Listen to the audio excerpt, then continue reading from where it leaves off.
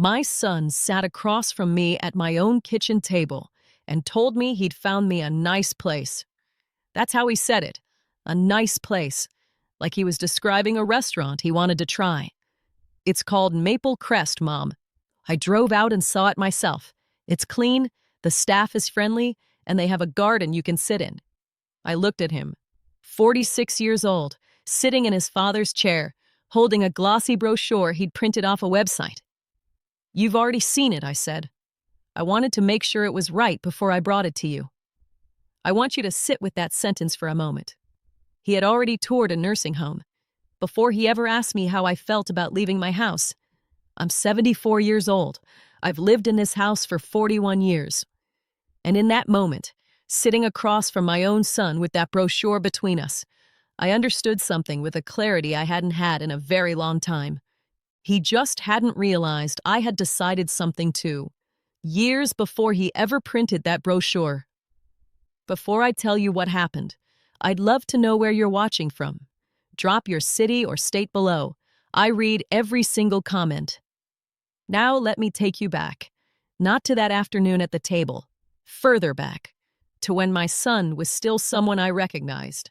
My name is Margaret. My husband was Walter. We bought this house in Lancaster County, Pennsylvania, in 1985, back when the field behind it was still corn instead of the development that's there now.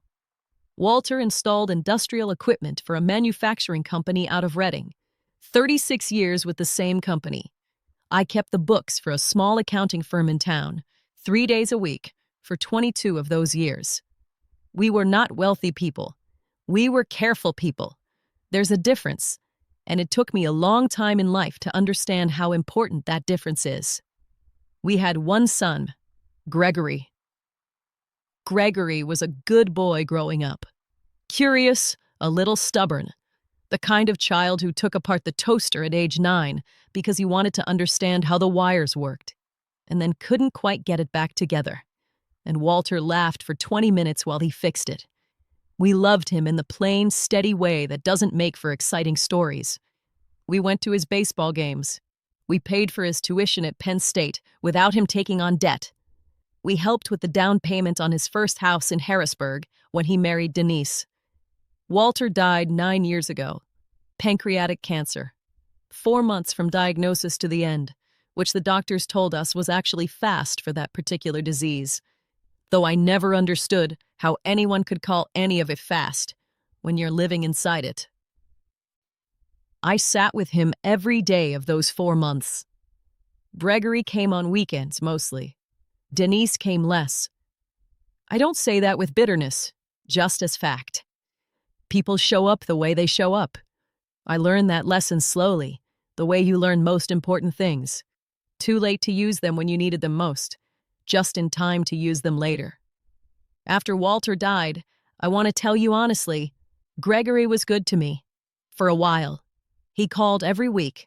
He drove out from Harrisburg, 40 minutes, every other Sunday, and we'd sit on the back porch, the way Walter and I used to, and he'd ask how I was doing.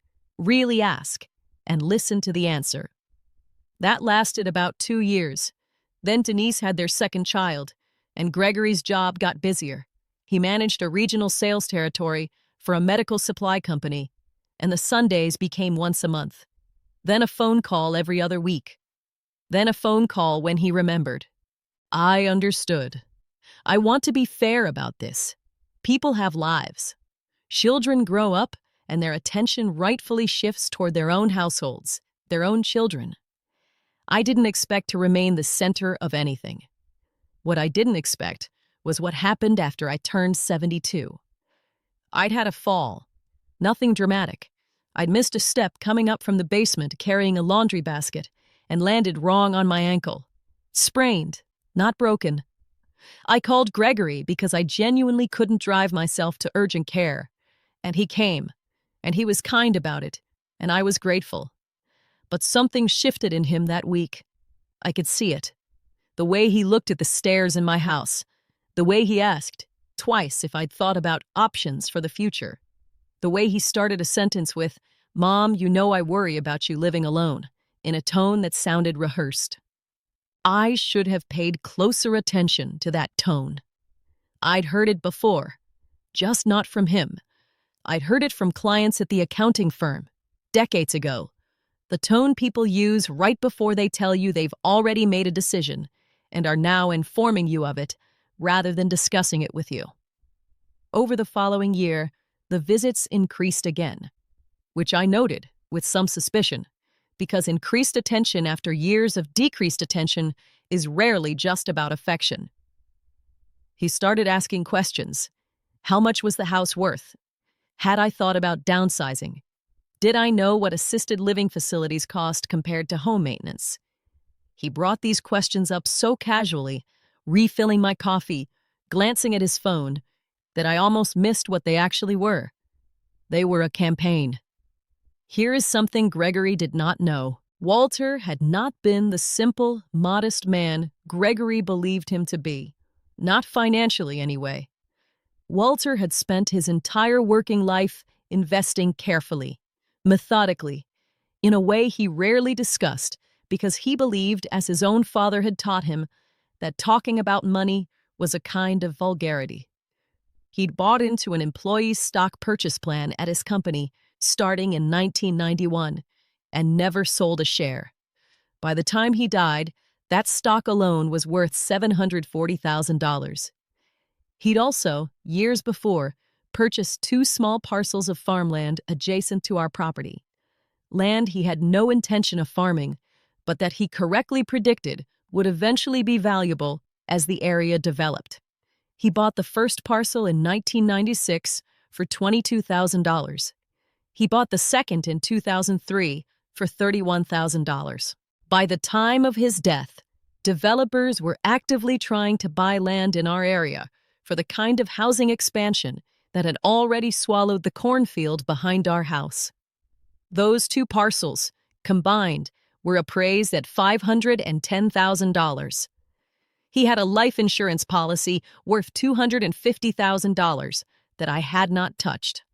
And the house itself, paid off in full since 2009, was worth, in the current market, approximately $295,000.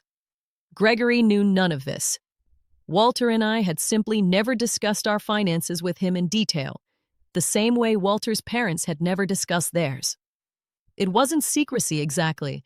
It was just how we were raised to think about money, privately, carefully, and not something you announced to your children before it was time.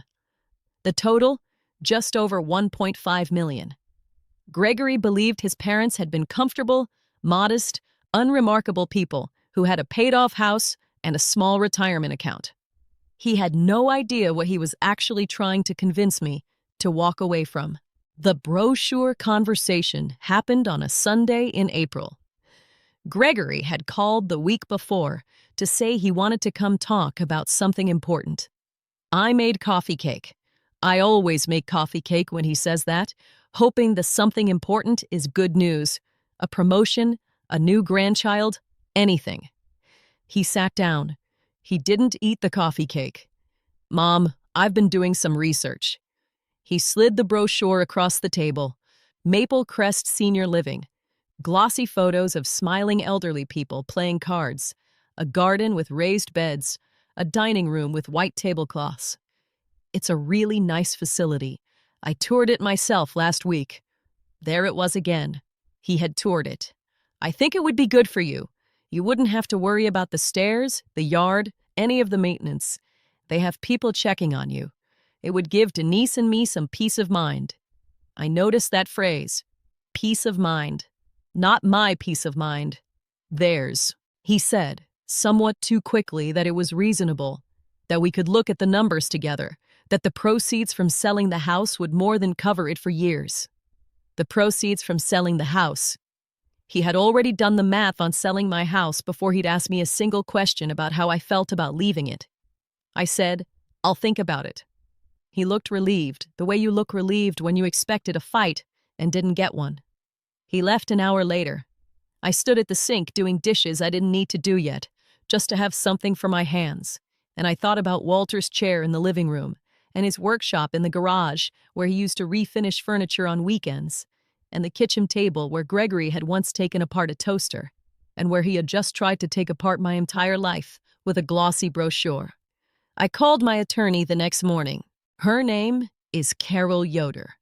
She'd handled Walter's estate when he died, and had been recommended to us originally by a friend from church who said Carol was the kind of lawyer who explains things instead of talking over your head. That had proven true for 9 years. I told her everything. The brochure, the tour he'd already taken without me, the phrase, peace of mind, the way the questions about the house's value had been increasing for over a year. Carol listened without interrupting, which is a skill I've come to value enormously in people. When I finished, she said, "Margaret, do you want to go to Maple Crest?" I said no. Absolutely not. I am 74 years old, not incapacitated. I manage my own bills, drive my own car, sprained my ankle once in 9 years, and recovered from it completely. I am not a woman who needs to be managed. Carol said, "Then let's talk about what you do want." What I wanted was this. I wanted to stay in my home for as long as I was physically able to. I wanted my finances to remain entirely my own decision, not a we decision made by my son on my behalf. And I wanted, when the time eventually came for me to leave this earth, for what Walter and I built to go to the people who actually showed up, not simply to the people who happened to share my last name. Carol nodded slowly and said, "Let's get to work." Over the following 4 months, Carol and I restructured everything. The farmland parcels, both of them, were placed into an irrevocable trust. The trust named specific beneficiaries, and I will tell you who they were in a moment, because it matters enormously who I chose and who I didn't. The stock holdings from Walter's company were liquidated and reinvested into a more conservative portfolio that Carol's firm could help me manage directly, without Gregory's name attached to any of it as power of attorney, which he had, at one point the previous year, suggested he should be added as, just in case. I had said I'd think about it. I never did it. The life insurance proceeds were placed in a separate account, designated for my own long-term care should I genuinely need it someday. On my terms, in a facility I chose, at a time I determined, not one selected for me by someone holding a brochure. And the house, my house, Walter's and my house, I decided, after a great deal of thought, that I was not going to sell. I was going to give it away, while I was alive, to someone who had actually shown up. Her name is Renee Castillo. She is 31 years old. She was my home health aide for 6 weeks after the ankle sprain, sent over by an agency Carol had recommended, and she came twice a week to help with things I genuinely couldn't manage on my own during recovery, reaching high shelves, carrying groceries, the occasional ride to physical therapy. Renee is a single mother. Her daughter, Sophia, is 7. They live in a small 2-bedroom apartment in Lancaster City, and Renee works 2 jobs, the home health aide work and weekend shifts at a hospital laundry facility, to afford it. In those 6 weeks, Renee did something Gregory had not done in 2 years. She asked me questions and waited for the answers. She asked about Walter, about the farmland, about my life before any of this. She brought Sophia along twice when she couldn't get childcare, and Sophia sat at my kitchen table and did her math homework while I corrected her, the way I used to correct figures at the accounting firm, except gentler, because she was 7 and trying hard. Renee never asked me for anything. Not once in 6 weeks did she hint at needing help, expecting a tip, wanting anything beyond her agency wage. She simply showed up, did good work, and treated me like a person rather than a problem to be solved. I did not decide to give her the house because I felt sorry for her. I want to be very clear about that. I decided because in 6 weeks, she had shown me more sustained, consistent care than my own son had shown me in 2 years. And I had spent a long time in my life believing that blood was supposed to mean something automatically. It doesn't. It has to be earned. the same as everything else worth having. I told Renee in August. I asked her to come for coffee on a day she wasn't working. No agency obligation, just as my guest. She came. Sophia was at school. I told her I wanted to talk to her about something serious, and her face did the thing people's faces do when they think they're about to be told bad news, a kind of careful bracing. I told her instead that I had decided, with my attorney's help, to place my house into a trust that would transfer ownership to her, effective immediately, with the condition that I would continue living in it for as long as I was able, and that she and Sophia were welcome to move in with me whenever she wanted, sharing the space, with no rent expected, only the understanding that someday, not soon I hoped, but someday the house would be entirely hers. Renee cried, not performatively, just quietly, with her hand over her mouth, for almost a full minute before she could speak. She said, "Margaret, I can't accept this. This is too much." I said, "You didn't ask for it. That's exactly why you're getting it." She moved in with Sophia in September. The house, which had felt too large and too quiet since Walter died, filled up again with a child's homework spread across the kitchen table, and a woman's laughter in the kitchen in the evenings, and eventually the particular chaos of a 7-year-old's birthday party that I helped plan because I had not helped plan a child's birthday party in longer than I wanted to admit.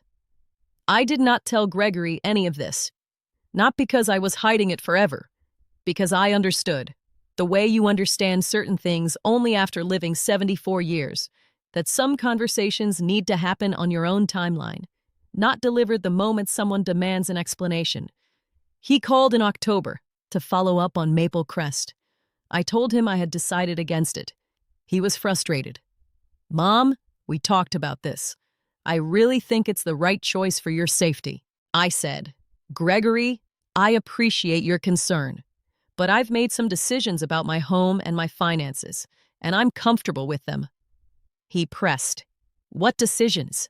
What did that mean? Had I talked to someone? Was I being taken advantage of by someone?"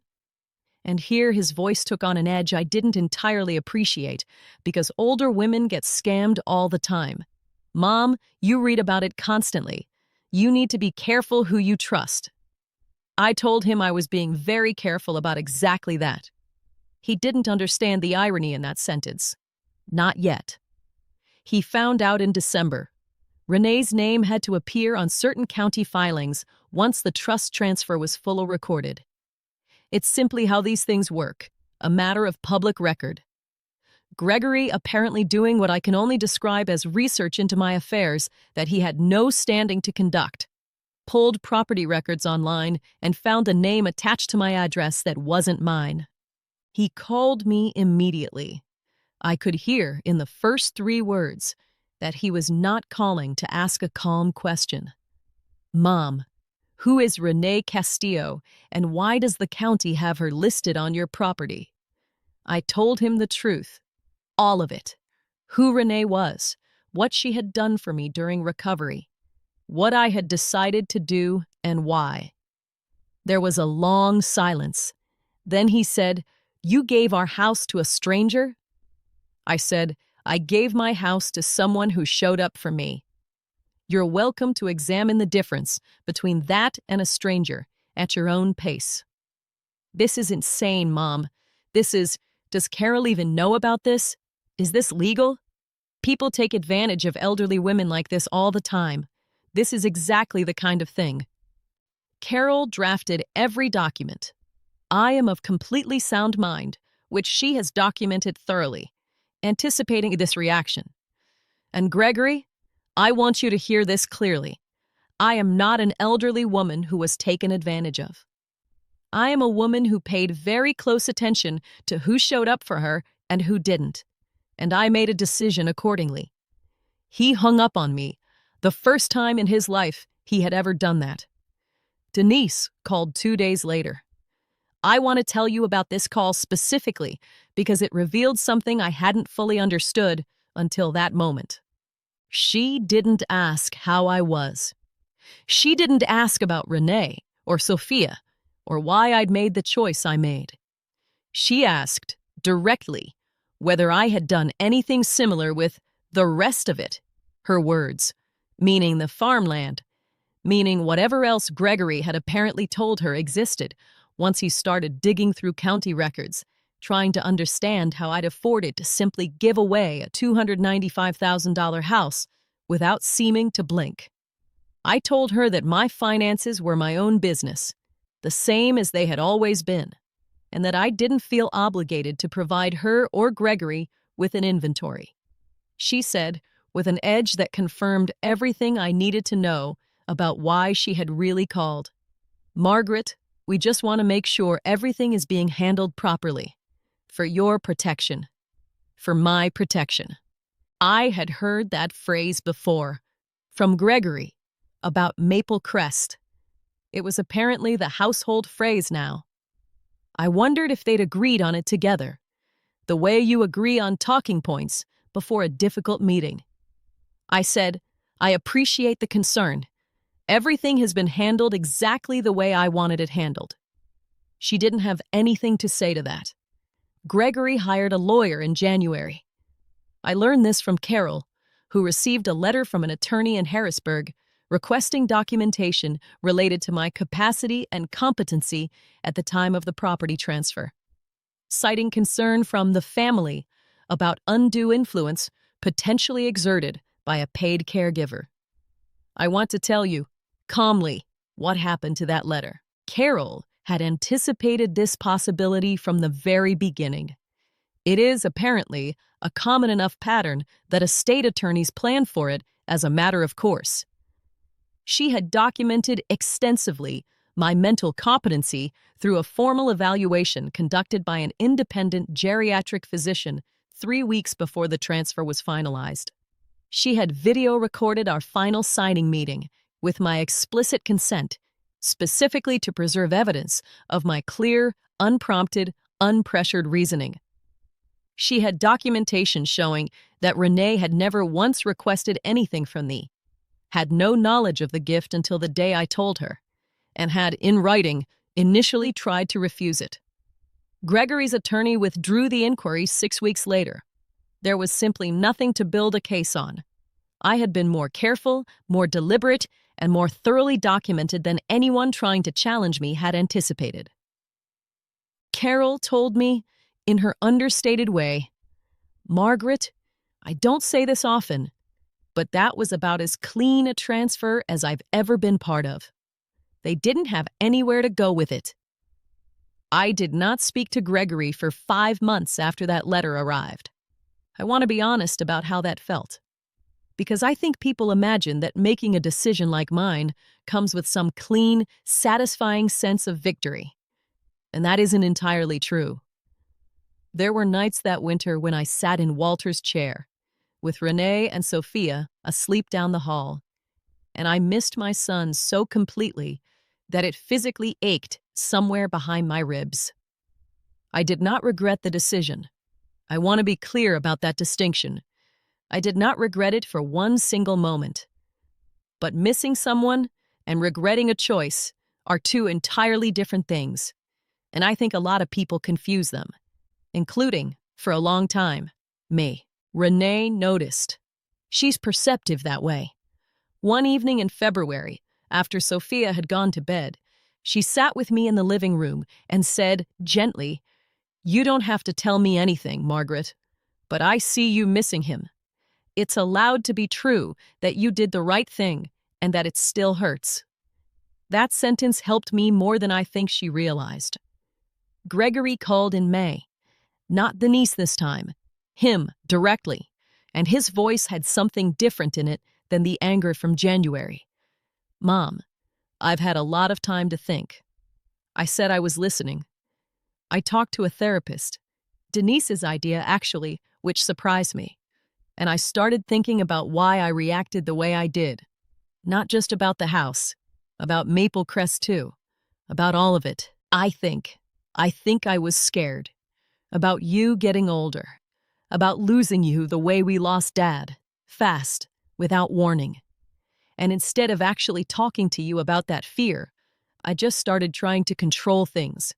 The brochure, the questions about the house value, all of it. I was trying to manage something I couldn't control by controlling something I could. I sat with that for a moment before I responded, because it was the first time in over a year that Gregory had said something to me that sounded entirely like himself and not like a talking point he and Denise had rehearsed. I said, "That's the most honest thing you've said to me in a long time." He said, "I'm not asking you to undo anything. I understand that's done. And honestly, the more I sat with it, the more I understand why you did it. Renee was there. I wasn't. That's just true." I asked him if he wanted to come for dinner. He came the following Sunday. He met Sophia properly for the first time. She had, by then, started calling me Grandma Margaret, which Renee had never prompted, but which had simply happened. The way children name things honestly when adults let them. Gregory was quiet at first, a little stiff, the way you are when you're meeting people in a context you didn't expect to exist. By the end of the evening, he was helping Sophia with a word search at the kitchen table. The same table where he'd once disassembled a toaster. The same table where he'd once slid a glossy brochure toward a future I hadn't chosen. It's June now. Gregory visits monthly, sometimes more. Genuinely, not out of obligation, as far as I can tell. And I've gotten quite good in my old age at telling the difference. He's slowly building something with Renee that I would call a friendship, cautious but real. Two people who once eyed each other with suspicion, now occasionally texting about Sophia's school events. Denise has not come around. I'll be honest about that too, because I think honesty matters more than a tidy ending. She remains, as far as I can tell, somewhat resentful about the farmland and the trust and the general arrangement of my finances, though she has never said so directly to my face. I don't know if that will change. I've stopped trying to manage that outcome the way I stopped trying to manage most outcomes that aren't mine to control. The farmland trust, the one Carol and I established with Walter's 2 parcels, named Sophia as the primary beneficiary, to be administered until she turns 25. There's a letter inside it, similar to the one I imagine most grandmothers eventually write, about Walter, about the cornfield that used to sit behind this house, about a man who quietly built something for 40 years because he believed in being careful rather than being loud about what you had. There's a smaller portion designated for Gregory's children too, my actual grandchildren, his and Denise's 2 boys, who I still see regularly and love without complication, because whatever happened between their father and me, it was never their doing. I sit on my back porch most evenings now, the same porch where Walter and I used to sit, the same chair mostly. Sophia does her homework at the kitchen table most nights while Renee cooks. Sometimes Gregory calls just to talk, the way he used to, before all of this, before the brochure, before either of us understood what the other one actually needed. He asked me once, recently, if I was angry at him still. I told him no. I told him I had been angry for a while, and scared, and deeply hurt. But anger is heavy to carry for very long, and I had decided, somewhere in that winter when I missed him so completely it ached, that I would rather carry forward than carry grudges. What I carry instead is this: a house that's still mine in every way that matters, even though the deed says someone else's name. A son who is slowly, imperfectly, finding his way back to being someone I recognize. A young woman and her daughter who showed up when it counted, and who I will never, not for one single day, regret choosing. And the quiet, settled understanding that I am 74 years old, and no one, not my son, not a glossy brochure, not anyone, is going to decide where I live or how I spend what Walter and I built, until I decide it myself. He learned that the hard way. I'd like to think it made him a better man. I know for certain it made me, finally, after 74 years, a woman who stopped asking permission to matter.